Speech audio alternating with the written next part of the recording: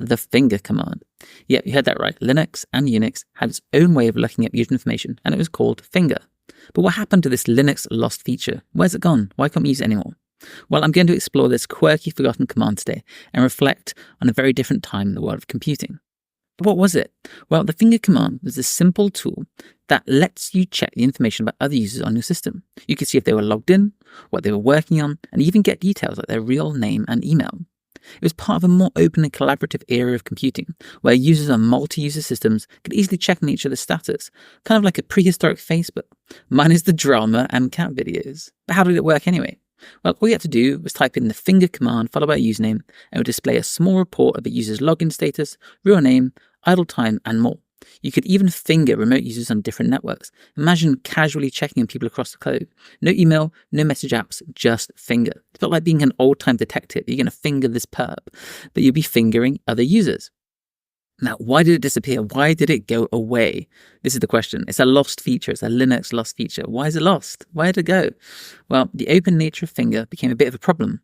As privacy became more important, imagine being able to casually see if your colleague was logged in or what they were up to. That really wouldn't fly today. Although depending on who you work for, maybe they'd like to have that option. Talking about coffee badging in another video that I discussed, this would be ideal for figuring out if you're actually doing what you're supposed to do. Anyway, as more networks connected, finger became a bit of a security risk. Hackers could potentially use it to gather information about users and systems to exploit, which is not a good thing.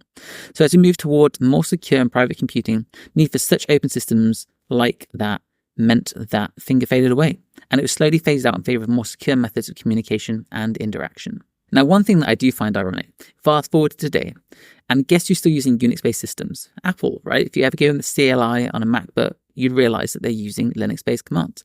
That's right, your shiny new MacBook runs a Unix-based OS and even has a fingerprint scanner more often than not. So while Apple ditched the finger command long ago, they've now got you putting your actual finger on to log in. It's kind of ironic, isn't it? We've gone from typing finger to find out who's logged in to actually using our own fingers to log in. Who knew Apple would reinvent the finger in such a literal way? Now, to me, the finger command is a reminder of a time when systems were more open and collaborative. It's a really nice time in computing history. It reflects a trust-based, hacker-friendly culture where users were more interested in sharing and tinkering than locking everything down. But today, with concerns about privacy, security, and data breaches, those open systems are a thing of the past. But finger, to me, still stands as a symbol for how far we've come and how different the digital world once was.